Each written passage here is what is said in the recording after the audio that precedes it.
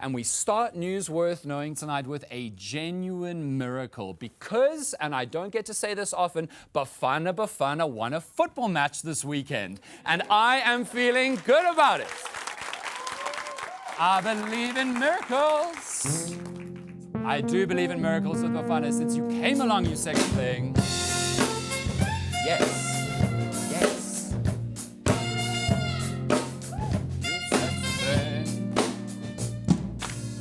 Never thought I'd think that about Bafana. Look, I know that Bafana has been a bit better recently, but every single time Bafana wins, it feels like a miracle, doesn't it? Like an act of God. God had a big weekend because Bafana absolutely destroyed Congo 5-0 on Saturday. I know, right? 5-0. I'm shocked. And I'm also not alone because I don't know if you saw it, but some fans at the stadium invaded the pitch when we went 2-0 up. And if that doesn't show the state of South African football, guys, I don't know. Pitch invasions are for winning titles. We invade the pitch when we're winning one game. I would expect that from Kaizer Chiefs fans, guys, but not us. Settle down, Amakosi. The sun will rise again in a while for you. Next on News Worth Knowing, Tshwane finally has a new mayor. Dr. Nasipi Moya of the Action SA is the 7th Tshwane mayor in the last 9 years, meaning we have had more mayors of Tshwane in the last 9 years than winners of Big Brother South Africa. I know.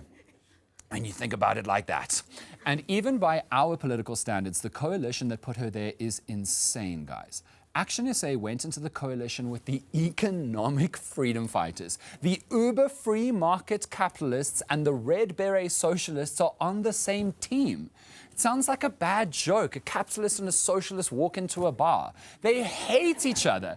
In fact, if Herman Mashaba and Julius Malema met in a bar and the bartender asked them what they wanted, the only thing those two would agree on is that they both want the downfall of the ANC. And you'll never believe who the third party in their coalition is. The African National Congress. And you know, we as a country have long accepted that politicians will say one thing and do another because all they want is power and they sell us principles to get power. But this coalition has reminded me once again that South Africa is facing a critical shortage of shame. Please bring back shame and send it to Parliament. We need more shame. Why are they so shameless? Who gave them the shame vaccine and why is it working? Julius Malema called Herman Mashaba a, quote, useless person, a clown of note, and a fool who can't think 6 months ago. And Herman Mashaba said he wouldn't work with the ANC in the next 300 years. 6 months ago. And now, what are they doing? Shame. It's tough. Let me talk about some slightly better news. Next on News Worth Knowing, everyone in South Africa is talking about South African Hendrik and his American wife, Elizabeth. We know them already. They are hugely popular content creators who make videos about being a couple with so much diversity in their relationship. In their one series, which is called Sepedi Lessons, Hendrik teaches Elizabeth his home language, Sepedi. It's beautiful to see how earnestly Elizabeth has tried to learn Sepedi over the past year or so. And then they released a video of Elizabeth's speech from her and Hendrik's traditional wedding. And before I play it for you, I want you to remember, no shade, this woman is American. Bahamato.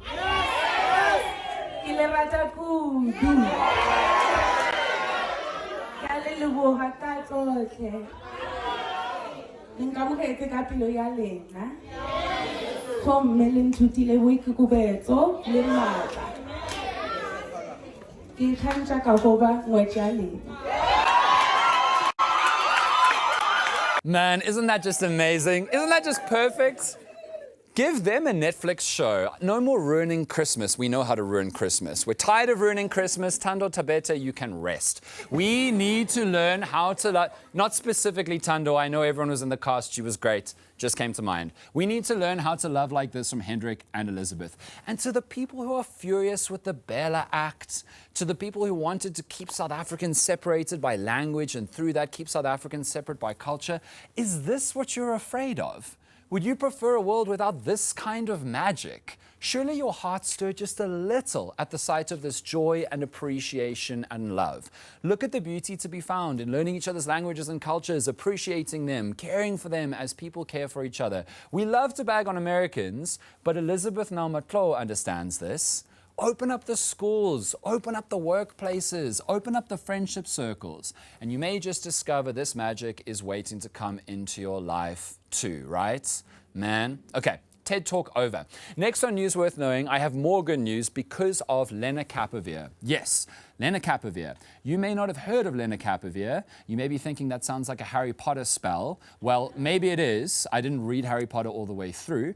But what Lenacavir definitely is an HIV prevention drug that looks like changing the world by dealing a fatal blow to the HIV epidemic that destroyed so many lives, particularly in South Africa. Here's what you need to know. HIV has always been seen as an insurmountable epidemic, a battle that is impossible to win. But then a bona fide legend called Professor Linda Gale Becker of the Desmond Tutu Health Foundation rocked up to a conference in Germany in July. Her team had been testing out a twice-yearly injection of Lenacavir in trials involving women in South Africa and Uganda. And I want you to focus here. Unbelievably, the Lenacavir injections gave these women 100% protection from HIV. 100%. And we're a country that gets out of school if we get 33%, guys. 100 is not something that we're used to. 100% protection against the most terrifying, taboo, stigmatized illness of them all. And then they tested Lenacavir around the world in men in Argentina, Mexico, Peru, Brazil, Thailand, South Africa, and the United States. And they got almost complete protection. And just so we can understand how miraculous this is, Becca said that when she got the results of the trial, she burst into tears. And when she presented her results at the conference, she got a standing ovation. Now, you may never have been to an academic research conference. My parents are academics. Standing ovations, really not their thing. The best praise you get at an academic conference from the average academic will be a nod, a mutter, and a salty question at the after-work drinks. That standing ovation reflected the enormity of this breakthrough. And maybe it does make sense that Lenacavir sounds like a wizard spell from Harry Potter, because right now it feels like a world-changing miracle. And I don't think we talk enough anymore about how devastating HIV is still in South Africa. Around 8 million South Africans currently live with HIV. That's over 10% of the population. It's estimated that around 150,000 people were infected just last year. It's a real present crisis. And now I have even better news for you if you can handle it. Because a company called Gilead Science has made a deal to distribute Lenacavir at very affordable rates in 120 countries, including South Africa. Lenacavir is already an improved HIV treatment, but until now, it was for sale in the US for $42,250 a year, which is 800,000 Rand. You can get like a one-bedroom in Cape Town in a bad area for that amount. Now, affordable generics are going to be created, and researchers speculate that Lenacavir could be produced and sold for just $40 per patient per year. And that would still make a profit for the producers. Imagine an HIV prevention regime costing just 712 Rand a year. Soon we might not have to imagine. We could be receiving HIV prevention for the price of a quiet night in Sun City. And that is just such good news. And it comes from South Africa. Absolutely phenomenal. Next on News Worth Knowing, South Africans were shocked yesterday to learn of the passing of iconic freedom fighter and former Minister Tito Mboweni, Sha. He passed away at just 65 years of age after a short illness. For younger viewers who may only know Tito Mboweni from that one club song Casper Nyovest made, Tito Mboweni Sha, or may know him mainly from his alarming attempts to cook chicken on Twitter, Tito Mboweni was much more importantly one of our country's most consequential public servants. He was a freedom fighter, Minister of Labour, Minister of Finance. He was our first black Reserve Bank governor. He's been described as frank, principled, larger than life, tough as a tick, a formidable negotiator, and a great wit. And guys, I don't know if you know, but Tito Mboweni had banter. Like, you should spend some time with his YouTube compilations. Floyd Shivambu once came at Tito Mboweni, and Tito Mboweni responded in Parliament by saying that, quote, being attacked by Floyd Shivambu is like being attacked by a dead sheep. And I have no idea what that means. I don't know if you've ever been attacked by a dead sheep.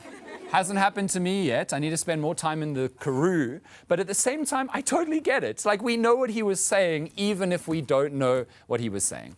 So, Tito Mboweni passed away over the weekend, and people from right across South African society, politics and business have expressed their shock and sadness at his passing and their admiration for him. Even his haters have had nice things to say. The trade union COSATU fought with Tito Mboweni often when he was at the Treasury and the Reserve Bank, and they said that even though they and Mboweni sparred many times, they never doubted his principles. That's like Kendrick Lamar saying Drake made a few good points. It's quite big. Mboweni was truly a titan of the new South Africa, and we honor his contributions to creating the country that we now have. And speaking for just myself, I just want to thank Tito Mboweni personally for teaching me that people can be great even when they can't do everything. Because that man really, really could not cook chicken. Like, it was rough.